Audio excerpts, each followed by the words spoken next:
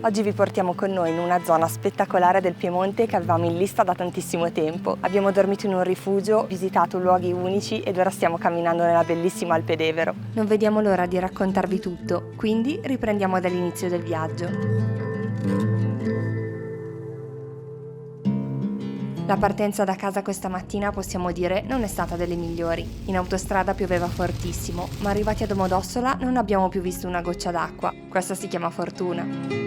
Domodossola, conosciuta da tutti per essere la città con la D più famosa in Italia. Penso che i domesi non ne possano più di questa cosa, ma a parte gli scherzi, voi come vi immaginate la città? Il suo centro storico è molto curato e caratteristico. La bella piazza del mercato è il cuore del quartiere storico, con prestigiosi palazzi e il porticato è il punto di ritrovo perfetto per gli abitanti e i viaggiatori. In effetti, anche se noi siamo qui in un giorno infrasettimanale, c'è un sacco di vita in giro. Passeggiamo per le vie principali come via Briona e attraversiamo piccole piazzette, intime raccolte come piazza Fontana, per scoprire angoli da fotografare, torri e balconate in legno, influenzate secondo noi dalla cultura valser. Alcune costruzioni simili abbiamo già avuto il piacere di vederle in Valle Anzasca qualche anno fa. Abbiamo passato qualche ora molto piacevole qui. Ci è sembrata una cittadina che merita assolutamente di essere visitata. Prima di salutare Domodossola però ci fermiamo per pranzo. Ragazzi, questo è il primo viaggio dopo l'operazione di Paolo. Non aveva ancora mangiato una pizza e non poteva scegliere nient'altro. Andiamo poi verso la nostra prossima tappa, in Valle Antigorio.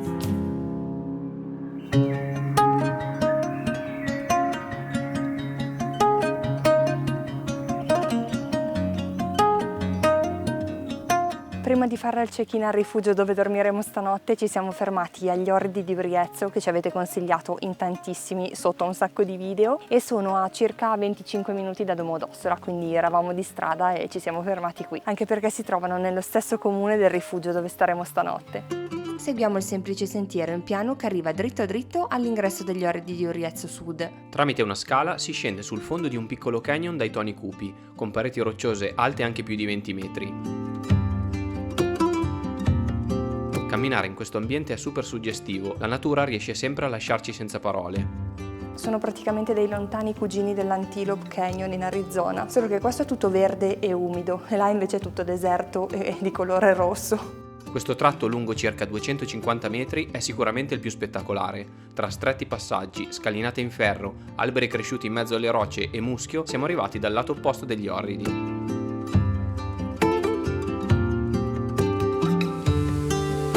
Da qui non torniamo subito indietro, continuiamo lungo il sentiero che prosegue verso sinistra e in pochi minuti siamo alle Marmitte dei Giganti. Il contrasto tra le pietre lisce quasi bianche e l'acqua color smeraldo è impressionante. Dal ponticello rosso costruito proprio sopra il toce la vista è meravigliosa.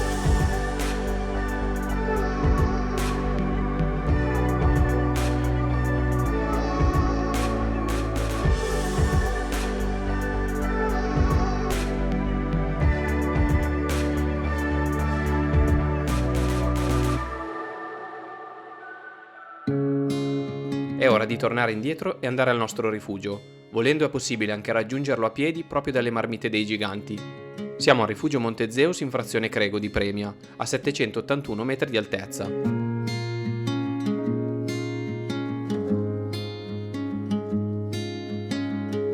Siamo appena arrivati al rifugio dove dormiremo stanotte, la vista intorno è fantastica. Questa è la nostra stanza. È un rifugio molto particolare perché, a parte i bagni in comune, le stanze invece non ci sono camerate ma ci sono stanze private.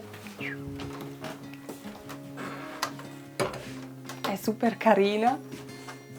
Letto matrimoniale e letto a castello di qui, tutto in legno e anche con le decorazioni super montane che mi piacciono un sacco. Vediamo. Vista direi meravigliosa. Per la stanza, colazione e cena abbiamo speso 45 euro a testa, quindi direi prezzo ottimo. La stanza è troppo carina, mi piace un sacco. Adesso ci sistemiamo un attimo e poi andiamo a fare un giro nei dintorni, nel paesino. Crego è un antico borgo valser, piccolissimo ma con un suo carattere. Sembra sospeso nel tempo, con le case in pietra e la chiesetta dalla forma inusuale. Qui passano pochissime macchine e camminare lungo la strada per andare alla ricerca di panorami e luoghi insoliti è stato molto bello.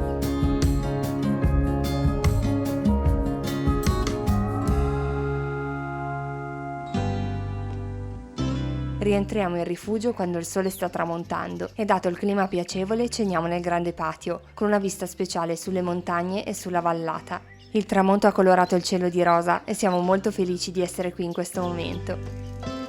Per cena abbiamo assaggiato un tagliere con salumi e formaggi del posto e la polenta con funghi e toma nostrana. Semplicemente fantastica, da provare se verrete qui. I heard you got a new job.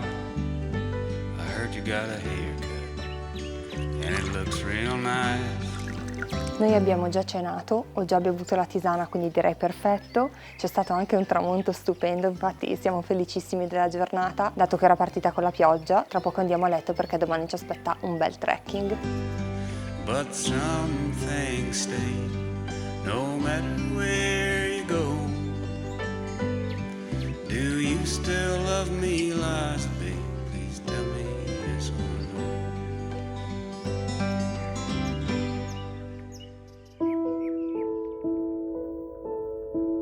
Iniziamo la giornata con una colazione deliziosa a base di pancake e torta fatti in casa. Salutiamo poi subito il nostro rifugio, dove ci siamo trovati davvero molto bene.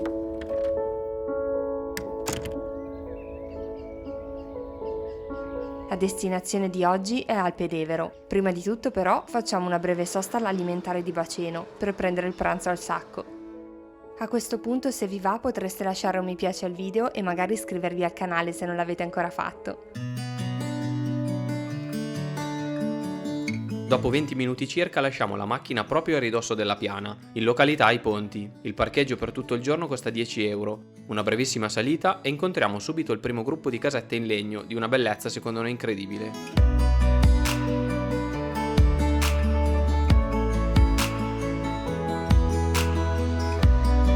I cartelli per la nostra destinazione di oggi sono chiarissimi e subito visibili. Stiamo seguendo il sentiero che in circa un'ora e mezza ci porterà al Lago Nero. Vogliamo fare un anello di 3 ore, passando dal Val Buscagna al ritorno. Il dislivello è di 360 metri, quindi non troppo impegnativo per noi, va bene.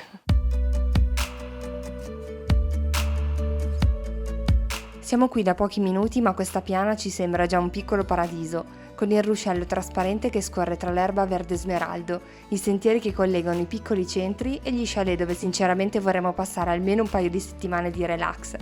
Arrivati a Pedemonte, seguiamo le indicazioni per il Lago Nero e attraverso un ponte iniziamo a salire verso destra. Camminiamo nel fitto bosco, con qualche bella visuale su una cascata. C'è fresco questa mattina e nonostante sia agosto ci sono pochissime persone sul sentiero, forse perché siamo qui in mezzo alla settimana.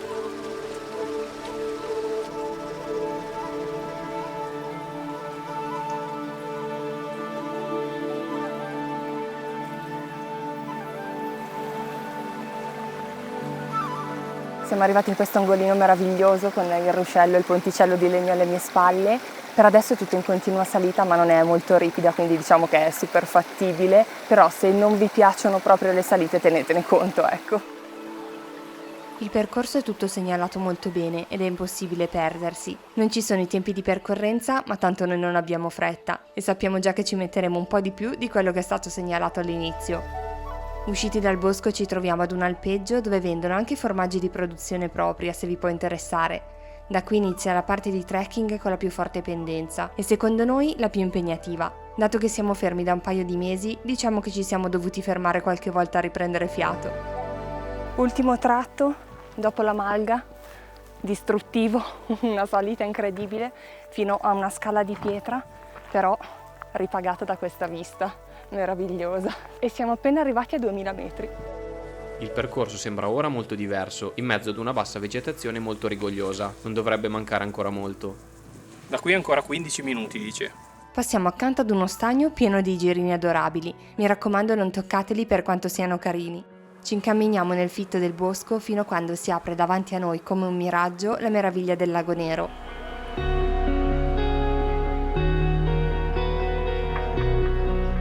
Le montagne e gli alberi creano una cornice unica intorno a questo specchio d'acqua, dalla forma circolare e dai toni scuri. Ci sediamo su uno dei grandi massi sparsi intorno al lago per mangiare il nostro pranzo. Questo panino, con questo panorama di fronte, sembra ancora più delizioso. È un momento di relax e pace. Mi avvicino all'acqua ma devo fare moltissima attenzione a dove metto i piedi, per via delle centinaia di microscopiche rane che vivono qui. Sono bellissime.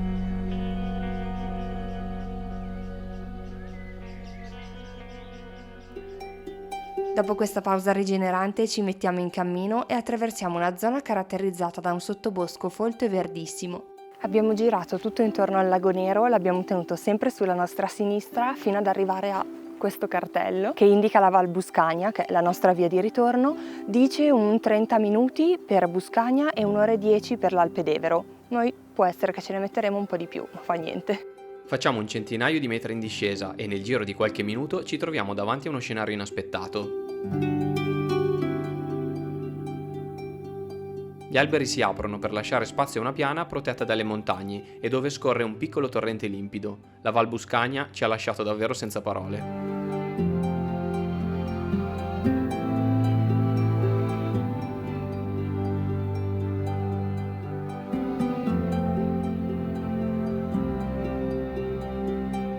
Forse complice il fatto che fossimo praticamente da soli in tutta la valle, è stato emozionante trovarci qui.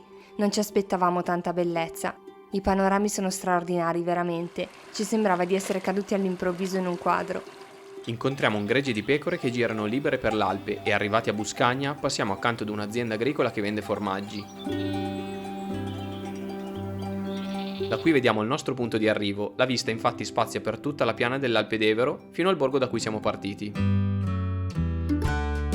Iniziamo la discesa che è stata meno impegnativa del previsto per le mie ginocchia malandate e dopo un breve passaggio nel bosco sbuchiamo proprio alle spalle di Pedemonte. Dato che non l'avevamo attraversata questa mattina, camminiamo tra queste casette da sogno.